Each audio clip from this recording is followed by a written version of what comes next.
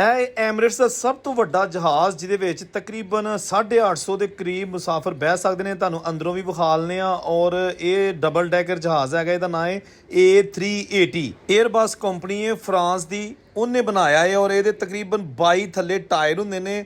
ਇਹਦੇ ਅੰਦਰ first class ਜਿਹੜੀ ਹੈਗੀ ਹੈ ਉਹਦੀ ਟਿਕਟ ਲਾਹੌਰ ਤੋਂ ਦੁਬਈ ਹੈ 6,80,000 ਤੇ ਇਸ ਤੋਂ ਜ਼ਿਆਦਾ ਵੀ ਹੋ ਸਕਦੀ ਹੈ, ਇਸ ਤੋਂ ਘੱਟ ਨਹੀਂ। ਇਹਦੀ ਜਿਹੜੀ ਥੱਲੇ ਵਾਲੀ ਮੰਜ਼ਿਲ ਹੈ ਉਹ ਸਾਰੀ ਇਕਨੋਮੀ ਹੁੰਦੀ ਹੈ, ਜਦਕਿ ਫਸਟ ਫਲੋਰ ਯਾਨੀ ਕਿ ਡਬਲ ਡੈਕਰ ਦਾ ਉਤਲਾ ਹਿੱਸਾ ਜਿਹੜਾ ਹੈ ਉਹਦੇ ਵਿੱਚ VIP ਲੋਕ ਜਿਹੜੇ ਨੇ ਉਹਨਾਂ ਨੂੰ ਬਿਠਾਇਆ ਜਾਂਦਾ ਹੈ, ਜਿਨ੍ਹਾਂ ਦੀਆਂ ਟਿਕਟਾਂ ਮਹਿੰਗੀਆਂ ਹੁੰਦੀਆਂ ਨੇ। ਉੱਤੇ ਬਾਰ ਬਣੀਆਂ ਨੇ, ਡਰਿੰਕਿੰਗ ਰੂਮ ਬਣੇ ਨੇ, ਸੌਣ ਵਾਸਤੇ ਬੈੱਡ ਬਣੇ ਹੁੰਦੇ ਨੇ, ਸੀਟਾਂ ਹੀ ਬੈੱਡ ਬਣ ਜਾਂਦੀਆਂ ਨੇ।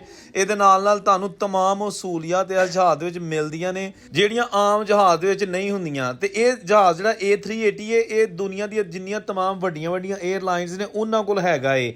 ਕਤਰ ਕੋ ਵੀ ਹੈਗਾ ਏ, ਕਾਉਂਟਸ 에ਅਰਲਾਈਨ ਨੇ, ਫਿਰ ਹੋਰ ਜਿਹੜੀਆਂ ਯੂਰਪੀਅਨ 에ਅਰਲਾਈਨਾਂ ਨੇ ਉਹਨਾਂ ਕੋ ਵੀ ਹੈਗਾ ਏ। ਲੇਕਿਨ ਇਹ ਖਸੂਸੀ ਤੌਰ ਤੇ ਤੁਹਾਨੂੰ ਦੁਬਈ 에ਅਰਪੋਰਟ ਤੇ ਖਲੋਤਾ ਐਮਿਰੇਟਸ ਦਾ ਵਿਖਾਇਆ ਜਾ ਰਿਹਾ ਜਹਾਜ਼।